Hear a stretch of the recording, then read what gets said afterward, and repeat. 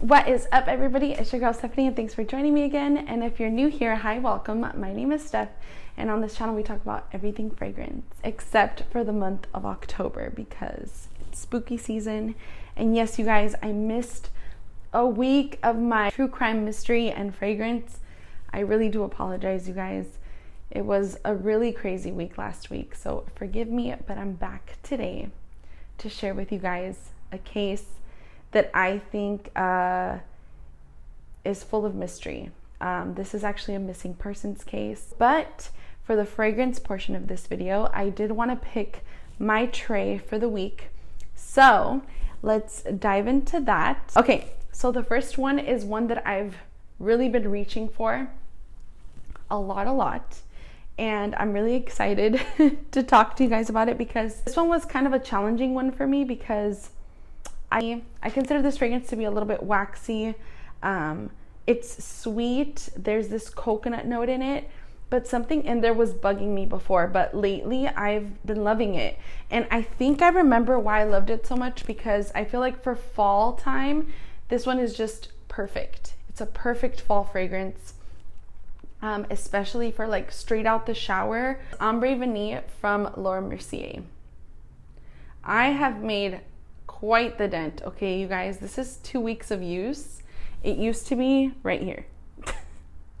Right there. It was stuck right there since last fall. This is one that I reach for in the fall time when I just want to be clean, when I just want to feel effortless, I want to feel put together.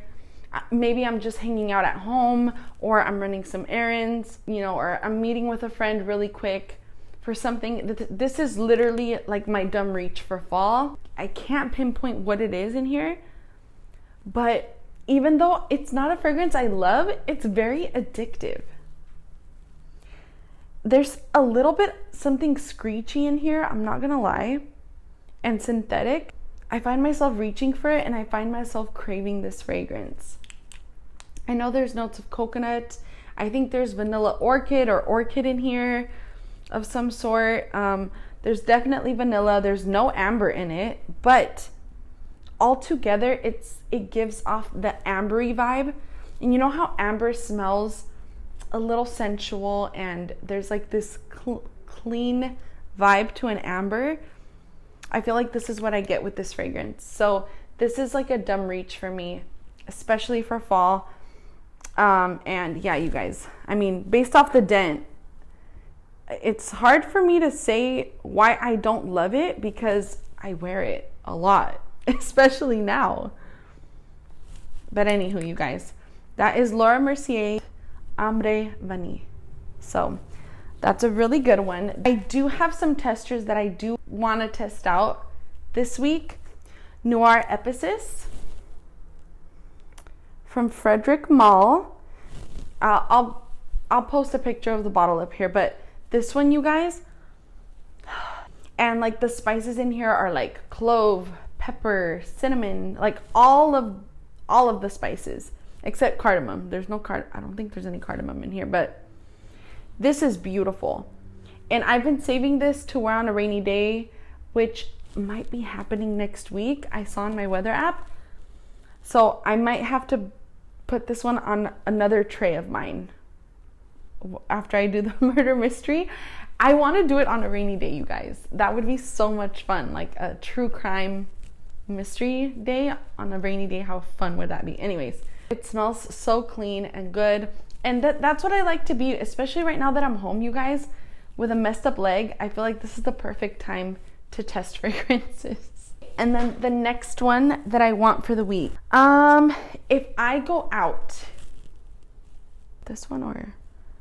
Okay, I'm gonna choose Libre from YSL because this might even be my scent of the night tonight, just because I feel like this is perfect for nighttime in the fall, even daytime, all year round. Okay, I'm gonna test this one out because I haven't had a chance. I think I may have worn it once or twice, but I haven't had a chance to test this one out. And this is an amber fragrance, and this is called Black Afghano.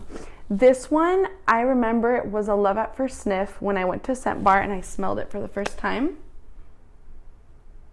And right here it smells divine. But this is like a warm, spicy, ambery scent. And I want to really test it out on my skin and see if it's something that, you know, I just loved on paper or loved at the time, or if it's something that I want to add to my wish list. So yeah, that is Black Afghano. I'm going to give this one a wear test this week. Next fragrance is another tester that I'm going to do. And this one is Tobacco Rose. So I have worn this one a couple of times. I've worn it twice on my wrist.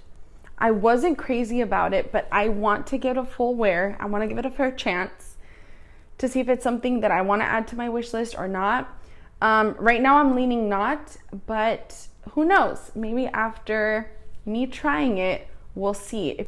So yeah, that's Tobacco Rose from BDK Parfums. Okay, I'm gonna go for Don't Think About It Too Much.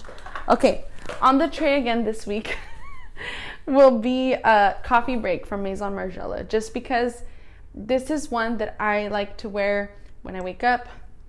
And it's one that I just honestly just like to wear when I don't know what to wear, or like I want to feel calm. This is like a good bedtime or like waking up scent. So I'm going to choose this one. I've been loving this one anyway. This has been one of my favorites, as well as Ombre Vanille for sure. Second time, you guys. Second time tray champion, you guys. So those are going to be my fragrances for the week. Again, that's Ombre Vanille, Libre by YSL, Coffee Break, Noir Epicis from Frederic Malle, Tobacco Rose from BDK, and Black Afghano from Nasamoto. So those are the 6 that I'm going to be trying, you guys. But yeah, you guys, now that we have the fragrance portion done with, let's go ahead and jump into today's story, because it's a really interesting one. Buckle your seats, guys and gals. We're diving right in. This week's story is about Bryce Laspisa. Like I said, it's a missing persons case. The way that he disappeared is so bizarre to me. I don't know. It fascinated me when I first heard it. And this is the one that resonated with me. So it's been on my brain ever since, you guys. It's been in here bugging me. So yeah, let's dive right in. The story of Bryce Laspisa and his chilling disappearance in California. Yes, y'all, where I'm from, this happened. All right, so Bryce Laspisa was a 19-year-old who actually grew up in Illinois with his family. So he was the only child to Karen and Michael Laspisa. Bryce had a really good relationship with his family. For the most part, he was always a good kid. He always got good grades. And there was really nothing to worry about Bryce growing up or anything like that. But his parents retired early and they decided, you know what? It's going to be wintertime. Why don't we just move the family to California? I mean, why not? Like, the weather's bomb here. For the most part, like, we really don't get any snow unless you live like inland, right? But along the coast is where they were going to. They were going to move to, or they moved to Laguna Niguel, which I think, if I'm not mistaken, is near Laguna Beach, because I remember we've driven through there. It's south from where I'm from. So yeah, he was 19, fresh out of high school, you know, and he was going to he had to look for a college. I'm inclined to believe, without any evidence, of course, to move, and he just decided to pick a college out there, just any college, because I don't think he wanted some sort of program at a certain school, because normally for schools like that, right, you would pick a university, not a community college, but that's the route he decided to go to. So I think he just picked a college out there and, you know, was able to go. So, and this all took place in 2013. That is the year I met my husband. So yeah, this was on August 30th. So this was about almost 8 years ago when this happened. Bryce picked a college like 7 hours away, you guys. He picked a college like near the Sacramento area, like further than Sacramento, which is up north. I think Sacramento's even passing San Francisco. So it's a ways away, you guys. It's a long drive from home, which a lot of people think is kind of sketchy. But I mean, seriously, if you're an only child, right? You're very close to your parents. Like, I feel like at that age, you want some sort of independence. So I don't think it's strange that he wanted to move as far away from his parents as possible. I probably would have done the same thing if I had those means, you know what I mean? But that's just me. So I don't find anything weird or bizarre about that at all. So he had already finished his first year of college. Everything was fine. Everything was great. He actually even made a girlfriend, you guys. Her name was Kim. He made a girlfriend. He made a lot of friends. In August, like at the beginning of August, mid-August, there was a change in his behavior. A lot of his friends became kind of concerned at this point when his behavior kind of shifted, because he kind of started not being the Bryce that he used to be. So he started going out drinking a lot, partying. I mean, given he's in college, right? But he is underage. Shouldn't have been drinking, but he was, right? Sometimes that happens when you're away at college, especially 7 hours away. Come on, like you don't have your parents around. You're gonna go a little crazy. You know what I mean? For some reason, his friends thought it was a little much, and his friends knew, and his girlfriend knew, that he started taking Vyvanse, which is to treat ADHD. So this drug that he was taking actually kind of helped him not go to sleep, which I heard that this drug is very popular in colleges. It helps you stay up at night, especially for late studying and all that. His friend Sean is the one that started getting a little bit concerned about Bryce's behavior. He started realizing that he just kind of wasn't being himself, honestly. And so he decided that he was going to call Bryce's mom and let her know what was going on. If you really think about it, like, when have you ever called like a friend's parent to let them know that you're concerned? I feel like you don't, I mean, there's not a lot of times that happens. I think that that's something that seriously needs to be taken seriously, because I feel like not all friends would do that. You know what I mean? I don't think I've ever done that, where like I'm concerned about someone and I talk to their parents. That is a big red flag to me personally. Sean went to his mom with some concerns, and he didn't necessarily tell them that he was taking drugs or whatever. From what Karen and Michael said, which is Bryce's parents, they said that they didn't really notice any strange behavior when he was over for the summertime, or like him drinking. But I mean, honestly, like, if you're underage and drinking, you're not going to be drinking in front of your parents. You know what I mean? According to Sean and Kim, Bryce's use of Vyvanse became alarmingly frequent during the first 2 weeks of the fall session at school. On August 27th, he broke up with Kim by text, and he told her that she'd be better off without him. He also sent Sean an unusual heartfelt text message saying, "I love you, bro, seriously. You are the best person I've ever met. You saved my soul." So these text messages were just a little bit weird. He actually had given Sean his Xbox. So that's kind of bizarre too. You know, like, why would he just give away his Xbox? And a pair of diamond earrings that his mom actually had given to him as well. So on August 28th, it was the following day, Bryce actually called his mom, Karen. And on this day, he was at Kim's house. And I don't know why he was there for. I think maybe to try to talk about the reason why he may have broken up with her. I don't know what the reason was, honestly, for him going over there. But he called his mom, telling her that Kim didn't want to give the keys up. But the reason why Kim didn't want to do it is because Bryce's behavior has been erratic. It's been irregular of how he normally is. And she just didn't feel that he was safe to drive his vehicle. So she was keeping the keys from him. Now, when Bryce talked to his mom, he said, "Mom, Kim is just upset because we literally just broke up. And honestly, like, I want to go home. All I want to do is go home, and, you know, I just want my keys back. I'll go straight home." After Bryce's mom was finished talking to him, she realized, you know what, like, he doesn't sound intoxicated to me. I'm his mom, just give him his keys back, you know? And so Kim was like, all right, well, you know, that's fine. And by this time it was 11:30 p.m. at night.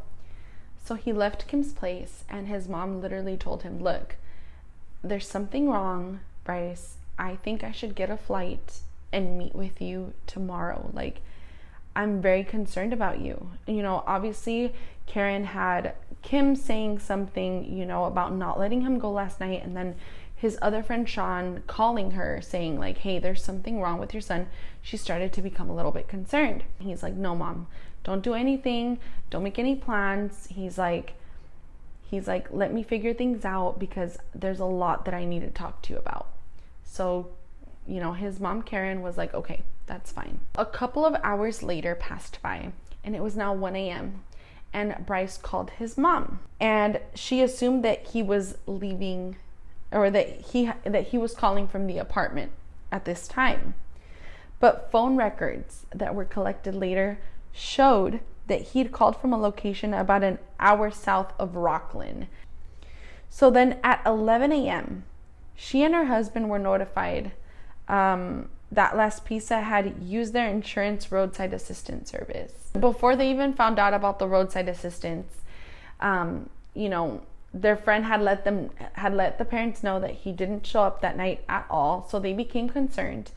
And because they had access to Bryce's credit cards, because I think they all had an account together, and I believe they had that account together because obviously Bryce is in college and he doesn't have a job. So they give him like a weekly or like a monthly allowance. And so they checked, and that's how they were able to determine that he used roadside assistance at this time.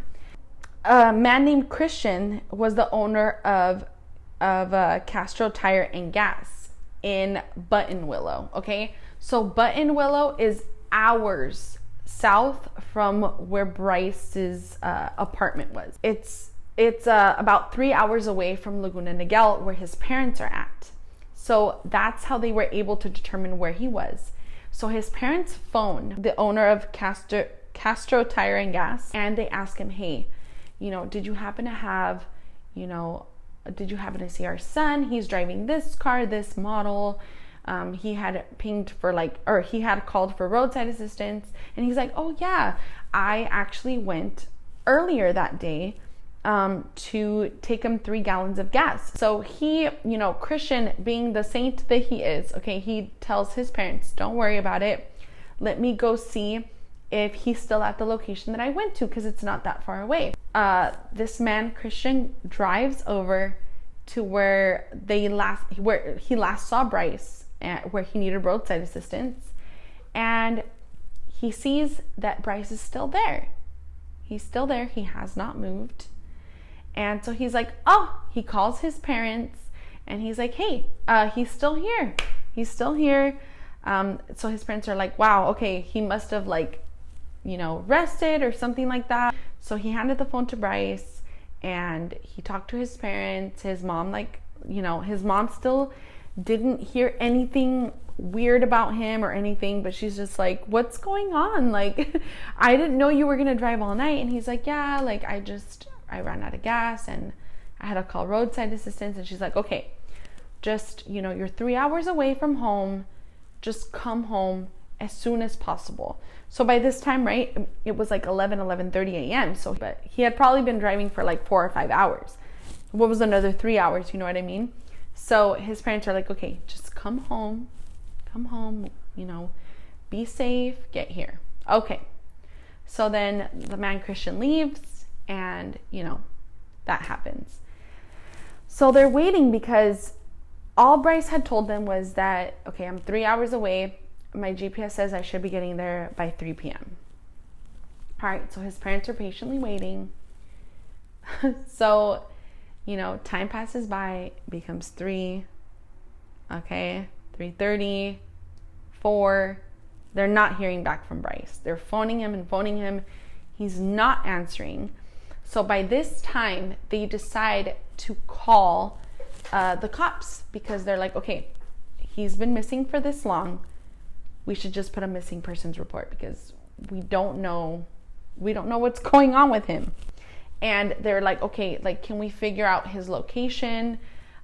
Where has he moved? He hasn't gotten home. So the cops were actually able to ping his location, and guess where he was, you guys? They contacted AT&T, and AT&T told the cops that he was still in Buttonwillow. He hadn't moved. He was literally at the exact location where Christian had taken him the 3 gallons of gas, and he was still sitting there in his car for 3 hours. Now, just a side note, you guys, because the first time that I actually heard this story was from Crime Junkie. The girl was she said, you know, like, that this is the smartest thing to do, you guys, is to have a folder just in case you ever go missing, to have a folder with all your passwords, everything in it, because sometimes the cops they sometimes are unable to access bank accounts, access like all your passwords and all that stuff, because it has to be ruled by a judge that they can actually go in and get that information. And sometimes it can take up to a month and a half. And if you're missing, you don't have that time, you know? So just a recommendation for all you guys, I have to do the same. A folder, put it somewhere, give it to someone that you trust, fully trust, whether it's a spouse, a mother, a father, anything like that, just in case you ever go missing. All of your passwords are there and ready to go in case they, you know, it could save your life. So that's definitely a tip that I learned from Crime Junkie. I'm actually going to link them down below, and I'll link to you guys the story. So yeah, you guys, they were able to get a hold of AT&T, and they pinged his location in Buttonwillow. The cops are like, okay, we're going to go to that location. They go, they talk to Bryce, they do a couple of sobriety tests on him to see if he is able to keep driving. And, you know, the cops conclude that he's right. He's in a right state of mind. He's sober. There's nothing for them to worry about or anything like that. And so, you know, the cops tell him, hey, dude, like, your mom is really concerned about you. You haven't moved. What's wrong? You know, and he just tells the cops, you know, there's just a lot on my mind. I'm just blowing some steam. I just don't feel comfortable driving. You know, I need to blow some steam off. So, I mean, that's not uncommon, right? Like, that's actually part of like the traffic rules, is that you're, you know, if you're feeling extreme emotions, you're not supposed to be driving because you could be reckless on the road. So it wasn't something that they were concerned about. And he passed all the sobriety tests. They checked his vehicle for drugs and anything like that. They found none. So the police are like, look, your son's clean. He doesn't have any drugs. He doesn't have any alcohol in the vehicle, and he seems fine. We did some sobriety tests. He's fine. If you're hearing this from the cops, you're not really going to be concerned. You're not really going to think twice. You're like, okay, they know better, you know? They know better. They've seen drunk people. They give out DUIs. He's fine, right? They're like, hey, call your mom. And so at this point, later on in the reports, it says that the cops said that Bryce was kind of hesitant to talk to his family at all. He didn't really want to talk to them. He kind of hesitated. So one of the cops actually decided, you know what, let me phone them and then I'll just hand him the phone so he could talk to his parents. But he really kind of didn't want to talk to them. So his mom's like, you need to come home. Like, I'm concerned about you. So it's later on in the evening already by this time. And Bryce is like, okay, mom, I'm going to drive. I'll be home soon. Okay. They're like, okay, just go get something to eat and head down here, right? So they haven't heard back from Bryce, okay? Steph here. So I just realized that I forgot a crucial part of the story, but after the cops had left, Bryce still had not moved, you guys, okay? It had been hours, so the parents, they contacted Christian from that Castro tire place where Bryce had gotten roadside assistance from earlier that day, and they asked him if he could please check to see if their son had moved. And sure enough, Christian went back and Bryce was still there. He was still there, you guys, still hadn't moved. So Bryce's parents at this point are like, okay, what's going on? And he's like, okay, like, I agree to move then, like, I agree to get things going and just get home. So, Christian is like, you know what, in order for us to make sure, he's like, I'll go ahead and follow him on the freeway just to make sure that he's heading home. I'll follow him. Christian follows him for the 10 miles. The whole time that he's following Bryce, he's talking to his mom and dad, and so they know that he's moving, okay? And now we can continue on with the story. It is now about 2 a.m. at this point, and his parents are just concerned. They're phoning him and everything like that. He's not answering. He finally calls them back, like I said, at 2 a.m. And at this time, it's now August 30th, okay? Bryce Laspisa called his mother one last time to tell her that he was too tired and that he was going to stop by somewhere to rest, and he'll continue his journey the following day. It's been a long day for Bryce's parents. It was already late at night. They're like, okay, you got 3 hours to go, buddy, okay? Get some rest, find a place to sleep in your car, and just get here, please. He agrees that that's what's going to happen. That morning, Bryce's parents get a knock at the door, and they're like, oh, finally our son's back home, right? But they open the door and they find the cops at the door, and they tell them that their car was found flipped over. So Laspisa's car had been found abandoned near Castaic Lake. The rear window was found to have been shattered, and his phone and his laptop and wallet were also found inside the vehicle, but there was no trace of Bryce anywhere. So by this point, because he is a missing person and because there's evidence that he was in that area, obviously they call all the search teams. Okay, they call all the search teams. There's like divers going into Castaic Lake to check to see if they can find Bryce there. Maybe he drowned. They're just looking around the area, and there's no sign, no trace of Bryce. The only thing that they found was a little bit of blood in the back window of the vehicle. That's all they found.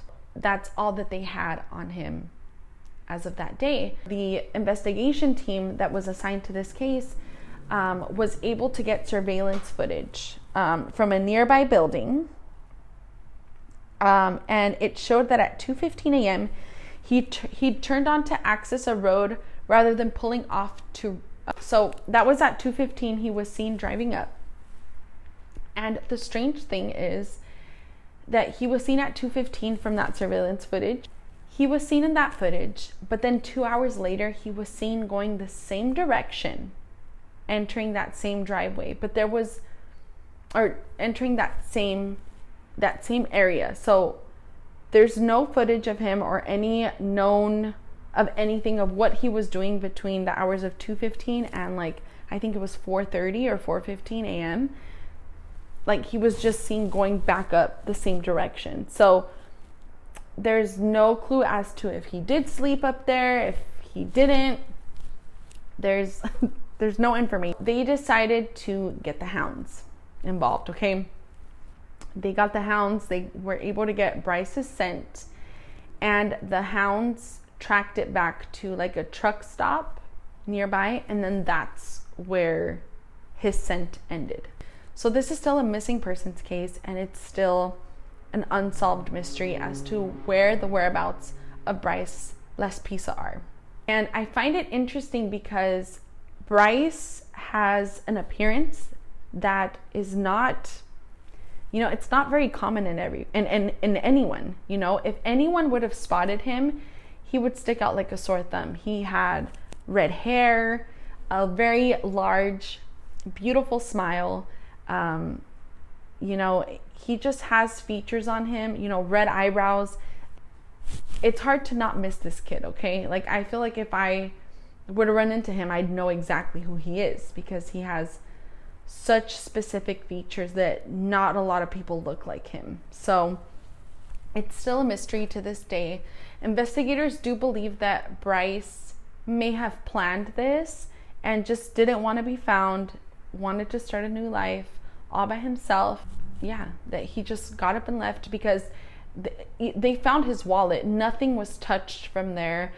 His parents looked into his credit card information. They didn't even change the passwords to all of his things, you know, in case there was ever any activity or he ever wanted to access any of that stuff. But none of it has been touched to this day. And there has never been a sighting of Bryce Laspisa. I will go ahead and leave any information. If you guys have seen Bryce Laspisa, his parents are still to this day devastated and hoping that their son will return. This story is really bizarre to me. Like I mostly think that like the mixture of like stress and then not sleeping and then his heavy drinking along with the medication that he was taking, I think something like went off in his head, and that's why he started to have all this erratic behavior. In my personal opinion, I think that that's probably what happened, and he maybe just started forgetting who he was. I think that he possibly just forgot who he was and he's just lost somewhere out there. But yeah, you guys, that is personally what I think. That is it for today's video, you guys. I am going to send this video, Portrayal Woman, and the reason I'm going to go for this one for this story is because not a lot of people understood what he was going through. I have a hard time understanding this fragrance, and it's a very challenging one. And yeah, I'm perplexed by this one. But just as I am perplexed about this case. Tell me, you guys, your thoughts below, and stay smelling good. And until next time, guys.